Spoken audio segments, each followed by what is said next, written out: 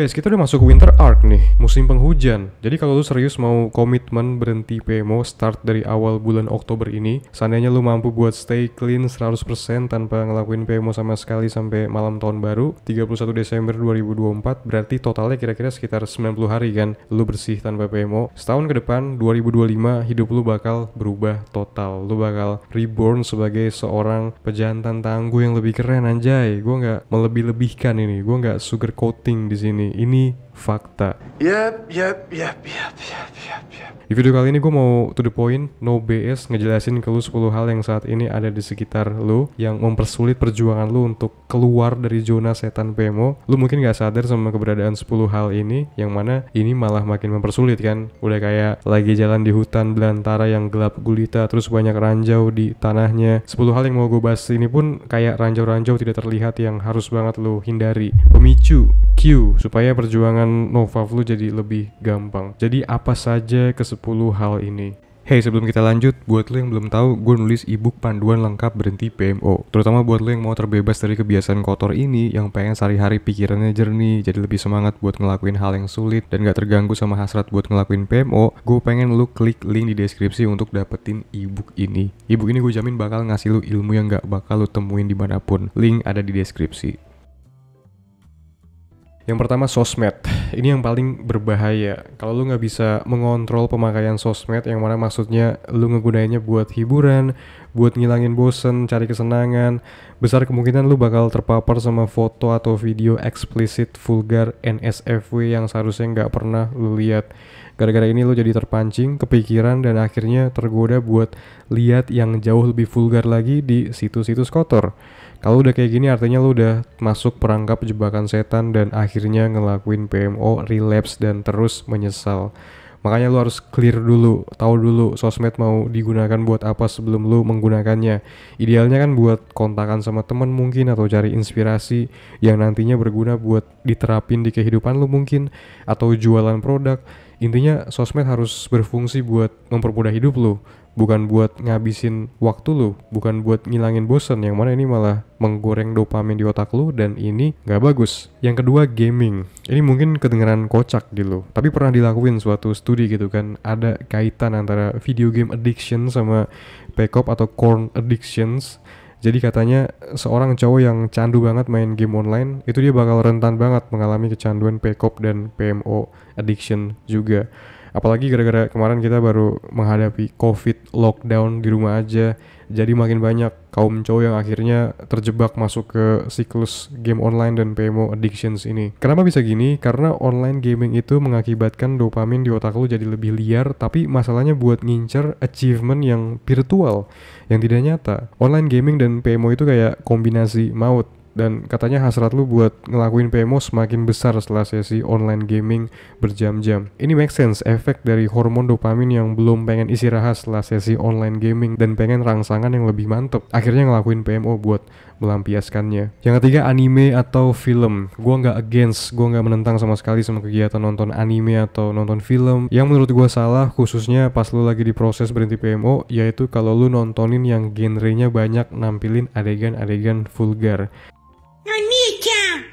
Di fase ini sebaiknya lu hindari dulu segala judul film atau anime yang mengarahkan lu ke situ. Mungkin cari tema yang lebih berat, yang lebih serius, yang lebih manly. Kayak kalau di anime gue sarankan Full Metal Alchemist, atau kalau di film The Great Escape. Kan tujuannya anime atau film buat enjoy cerita kan, memahami plot dan kedalaman karakternya supaya lu terinspirasi dan nerapinnya juga di kehidupan, terinfluence secara positif gitu. Kalau lu selama ini tujuan nonton anime cuma buat ngincer waifu-waifunya, saran dari gue stop nonton anime dulu. Percuma, lu nonton bukan buat dapetin moral ceritanya atau kedalaman karakternya, tapi malah waifunya, yang mana ini endingnya bikin lu jadi pengen ngelakuin PMO.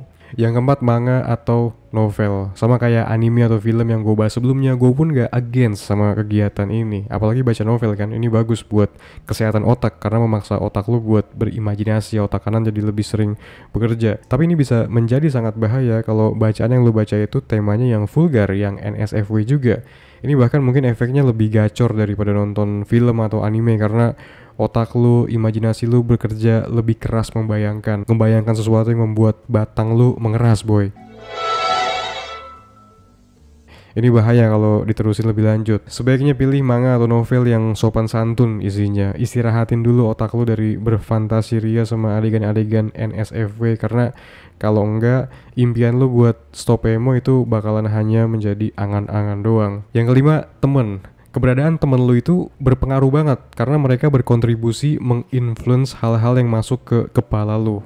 Kalau temen lu ini misalkan orangnya pempekop handal, punya koleksi video atau foto atau apapun itu yang seharusnya nggak dikoleksi, suka ngebahas hal-hal yang berhubungan sama bagian tubuh cewek dan hal-hal yang mengarahkan ke situ, intinya lu mau nggak mau harus unfriend dia dulu dari hidup lu. Apakah ini kejam? No, lu malah kejam ke diri sendiri dengan merasa nggak enak harus temenan terus sama dia meskipun lu tahu dia ini pengaruhnya toksik ke diri lu, menyulitkan lu buat stop PMO karena si temen lu ini selalu punya berita baru gitu kan tentang dunia permezuman. Jangan jadi orang yang gak enakan, unfriend dulu dia sampai dia tobat.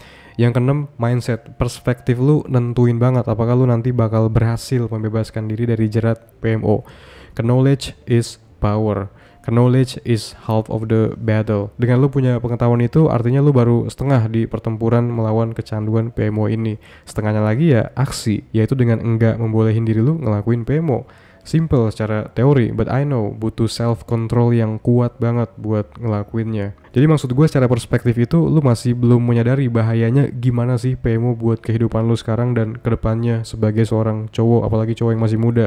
Lu masih buta sama dampak negatifnya karena mungkin terpengaruh sama obrolan temen, tontonan, sosmed dan lain-lain yang menormalisasi colai ini. Akhirnya lu nganggep PMO ini normal, nggak ada konsekuensinya dan nggak ada salahnya buat dilakuin. Namanya juga kebutuhan biologis.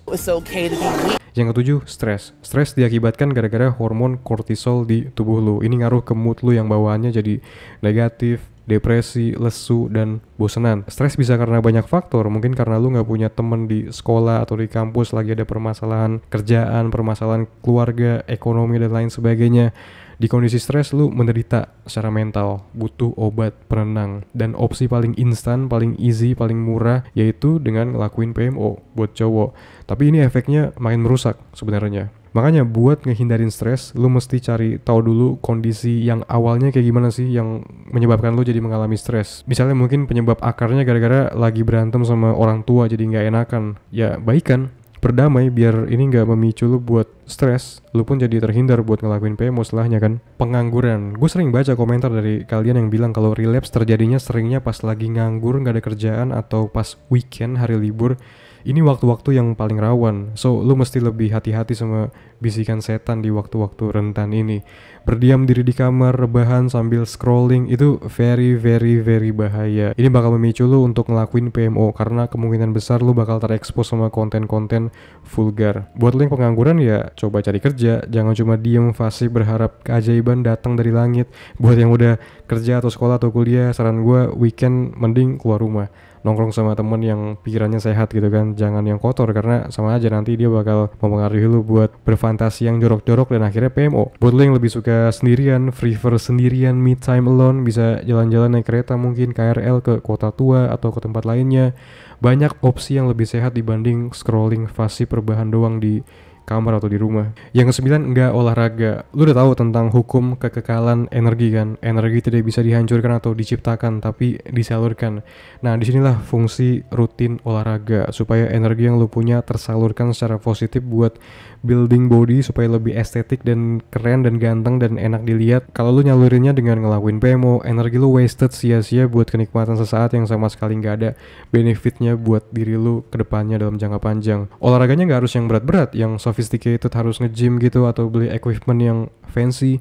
Lu bisa jalan kaki minimal sejam sehari atau 30 menit atau jogging santai atau angkat beban pakai ember yang lu isi pakai semen atau galon, whatever. Be kreatif. Yang penting lu berkeringat, jantung lu terpompa biar malamnya lu capek dan gampang buat langsung tertidur dan terhindar dari insomnia. Yang 10, enggak beribadah. Urusan spiritual enggak boleh lu abaikan, enggak boleh lu anggap remeh. Jangan sampai lu jadi ateis atau agnostik yang terlalu menomorsatukan ilmiah dan ngelihat rendah ke hal-hal yang bersifat spiritual atau ketuhanan. Kalau ilmiah kan pasti ngelihatnya manusia sebagai human animal, so urusan perpemoan cenderung mungkin ditolerir gitu, karena ini insting animalistik, insting biologis yang harus terus dipenuhi. Lu harus punya kepercayaan, yakin sama keberadaan Tuhan dan rutin ibadah sesuai sama agama yang lu anut. Tuhan selalu mengawasi. Gue percaya selalu ada konsekuensi karma dari segala tindakan yang lu lakuin. Jadi PMO itu dosa, membuat lu jadi semakin less human. Kalau terus dilakuin, lu bakal dihukum sama yang maha kuasa, bro.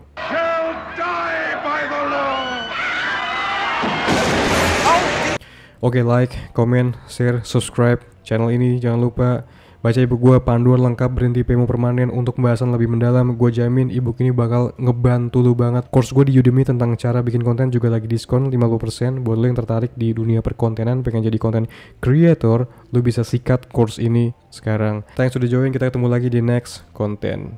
Ciao.